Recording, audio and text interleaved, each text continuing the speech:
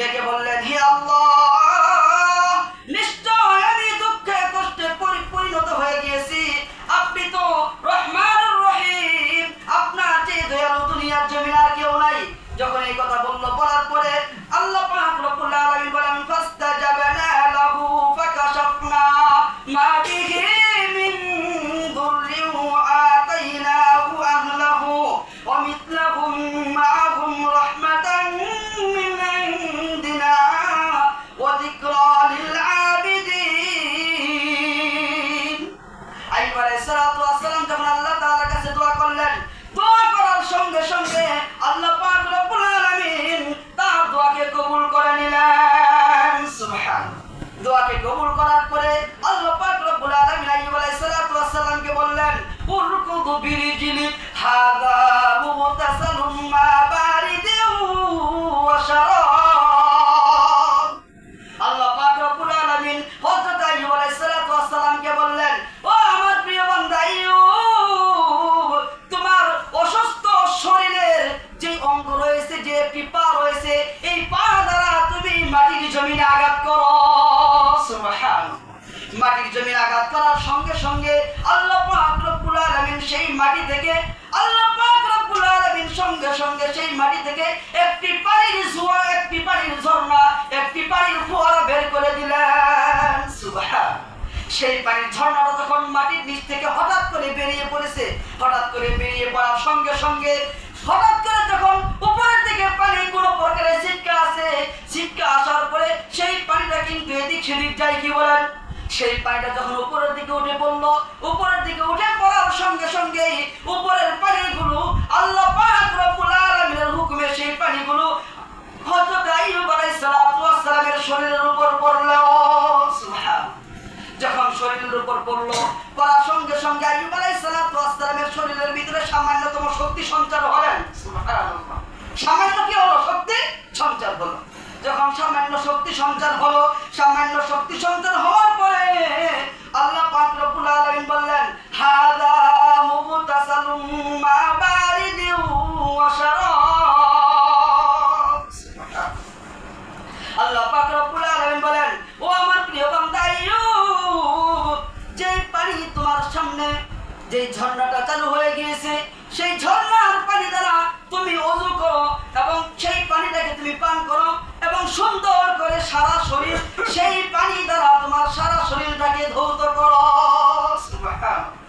যখন আইয়ুব আলাইহিস সালাতু ওয়াস সালাম সেই পানি দ্বারা ওযু করলেন আর একটু সুস্থ হয়ে গেলেন, সেই পানি দ্বারা যখন সারা শরীর ধৌত করলেন, ধৌত করার সঙ্গে সঙ্গে ওই যে 70 বছর বয়সে হযরত আইয়ুব আলাইহিস সালাতু ওয়াস সালাম যে অসুস্থ হয়ে পড়েছিলেন, সেই রূপ আগের রূপের মতোই আল্লাহ পাক রব্বুল আলামিন আবার ফিরিয়ে দিলেন। সুবহানাল্লাহ।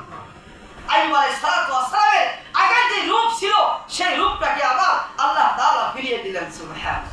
শুধু তাই নয় রে দোস্ত, আল্লাহ পাক রব্বুল আলামিন জান্নাত থেকে হযরত জিবরাইল আলাইহিস সালাতু ওয়াস সালামের কাছে 2 জোড়া পোশাক পাঠিয়েছে। কয় জোড়া পোশাক? 2 জোড়া পোশাক পাঠিয়েছে। এক জোড়া পোশাক পাঠিয়েছে হযরত আইয়ুব আলাইহিস সালাতু ওয়াস সালামের জন্য, আরেক জোড়া পোশাক পাঠিয়েছে ওই যে বিবি রহিমা, যিনি আইয়ুব আলাইহিস সালাতু ওয়াস সালামের খেদমতে নিয়োজিত ছিলেন। সুবহানাল্লাহ।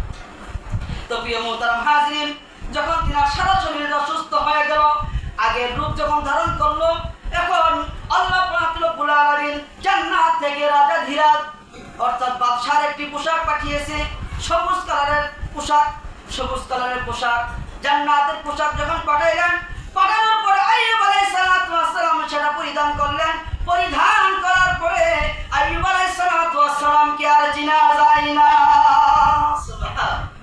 আইয়ুব আলাইহিস সালাতু ওয়াস সালাম যখন সেই কাপড়টা পরিধান করলেন, কাপড়টা পরিধান করার পরে বিকালবেলা রোদ্রের ঝাপসা, বিকালবেলা রোদ্রের ঝাপসা, রোদ্রের কিরণটা কিন্তু অনেক ভালো লাগে। বিকালবেলায় অনেক দূরে গিয়ে আইয়ুব আলাইহিস সালাতু ওয়াস সালাম বসেছিলেন। এই দিক দিয়ে বিবি রহিমা কাজ থেকে আসতেন। কাজ থেকে আসার পরে আইয়ুব আলাইহিস সালাতু ওয়াস সালামকে আর খুঁজে পান না, তেনাকে খুঁজে পান না। তিনি মনে মনে ভারাক্রান্ত হয়ে গেলেন, তিনি কান্নায় জর্জরিত হয়ে গেলেন। তিনি চিন্তা করতেছেন, না জানি আমার স্বামীকে বাঘে খেয়ে ফেলেছে, আমি তো জঙ্গলের ভিতরে রেখে গিয়েছিলাম, এখন তো তাকে পাচ্ছি না। তো বিবি রহিমা খুঁজতে খুঁজতে অনেক দূরে দেখেন একজন লোক, একজন যুবক মানুষ সুন্দর এক কাপড় পরিধান করে বসে রয়েছে। সুবহানাল্লাহ। তারপর বিবি রহিমা তার দিকে অগ্রসর হইলেন।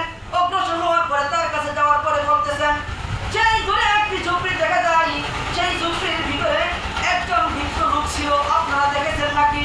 ওই সময় তিনি বলতেছেন, ওই জায়গায় ওই ঝুপড়ির ভিতরে কোনো মানুষ থাকে নাকি?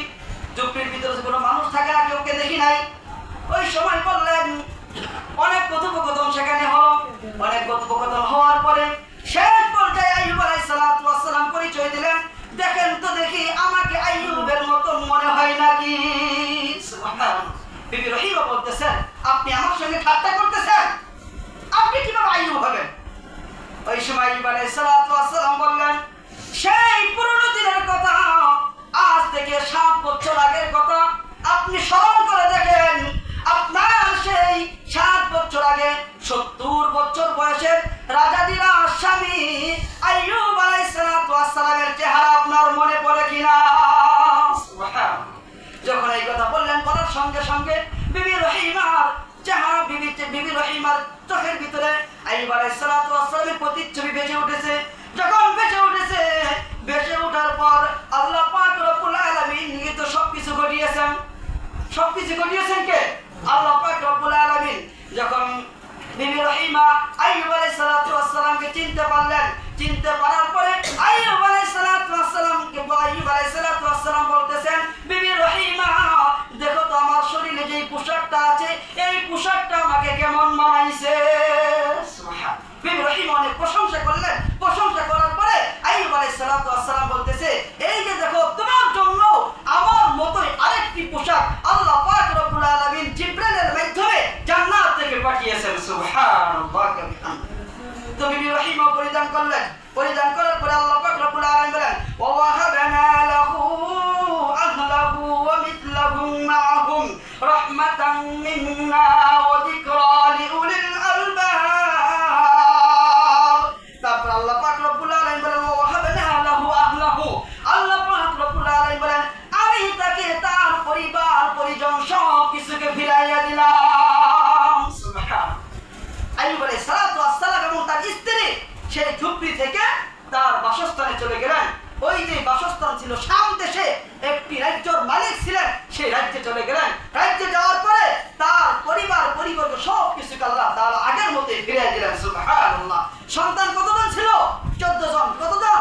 14 জন। 7 জন ছেলে, 7 জন মেয়ে। ওই যে বিল্ডিং এর চাপাই করে মারা গিয়েছিল, জিবরাইল আলাইহিস সালাতু ওয়াস সালাম বললেন, আপনি বাসায় গিয়ে আপনার প্রত্যেকটি সন্তানের নাম ধরে ধরে ডাক দিবেন, আর সেই বিল্ডিং থেকে আপনার সন্তানগুলো বের হয়ে আসবে। সুবহানাল্লাহ। ঠিক তদ্রুপ আইয়ুব আলাইহিস সালাতু ওয়াস সালাম নাম ধরে ধরে ডাকলেন, সন্তানগুলো বের হয়ে আসলো। এই দিক দিয়ে বিবি ছিল কয়জন? 4 জন। 3 জন চলে গিয়েছিলেন, একজন রয়েছিলেন, সেই 3 জন বিবি আবারও ফিরে আসলেন। সুবহানাল্লাহ। তারপর আল্লাহ তাআলা বললেন, ওয়া মিসলাহুম মাআহুম রাহমাতান মিন্না। আল্লাহ পাক রব্বুল আলামিন বলেন, আমার পক্ষ থেকে তাদের মতো, আমার পক্ষ থেকে তাদের মতো অনুরূপ সব কিছু আমি আল্লাহ পাক রব্বুল আলামিন রহমত স্বরূপ দান করলাম। সুবহানাল্লাহ। ওই যে গোডাউনের মালিক ছিলেন, স্বর্ণ মুদ্রার মালিক ছিলেন, ওগুলো আগের মতো ফিরিয়ে দিলেন। ফল বাগানের ফল ধরা অবস্থায় আল্লাহ পাক রব্বুল আলামিন ফিরিয়ে দিলেন। ফসল কাটার মৌসুম ছিল, ফসল পাকার মৌসুম অবস্থায়, ফসল পাকানোর অবস্থায় আল্লাহ তাআলা সেই ফসলগুলোকে ফিরিয়ে দিয়েছিলেন। ওই যে উট, গাভী, তারপরে যে দুম্বার খামার ছিল, উটের খামার ছিল, গরুর খামার ছিল, সব কিছুকে আগের মতো ফিরিয়ে দিলেন। সুবহানাল্লাহ। ধীরে ধীরে যে মানুষগুলো আইয়ুব আলাইহিস সালাতু ওয়াস সালামের বিরোধ ছিল, সমস্ত মানুষগুলোকেও আল্লাহ পাক রব্বুল আলামিন তার দিকে ধাবিত করতে লাগলেন। সুবহানাল্লাহ। তো প্রিয় মুহতারাম হাজিরিন, এটা শুধুমাত্র কেবলমাত্র সবরের বদৌলতে, ধৈর্যের বদৌলতে আল্লাহ পাক রব্বুল আলামিন আইয়ুব আলাইহিস সালাতু ওয়াস সালামকে দান করেছেন। সুবহানাল্লাহ। আইয়ুব আলাইহিস সালাতু ওয়াস সালামকে বিবি রহিমা বলেছিল, হে স্বামী, আপনি আল্লাহ তাআলার কাছে একটু দোয়া করেন না, আপনার সব কিছু ধ্বংস হয়ে গেল, অবশেষে আপনি নিজেও অসুস্থতায় জর্জরিত হয়ে গিয়েছেন, একটু আল্লাহর কাছে দোয়া করেন না। ওই সময় আইয়ুব আলাইহিস সালাতু ওয়াস সালাম বিবি রহিমাকে বলেছিলেন, হে আমার বিবি রহিমা, শোনো, আল্লাহ পাক রব্বুল আলামিন আমাকে 70 সুখে শান্তিতে দুনিয়ার জমিনে রেখেছেন, আর সামান্য সময় এই 7 বছর আল্লাহ পাক রব্বুল আলামিন আমাকে অসুস্থ দিয়েছেন। এটা হতে পারে সেই 70 বছরের সুখ স্বাচ্ছন্দ্যের পরিবর্তে আমাকে 7 বছর আল্লাহ পাক রব্বুল আলামিন রূপ দিয়ে দুঃখ কষ্ট দিয়ে পরীক্ষা করতেছেন। সুবহানাল্লাহ।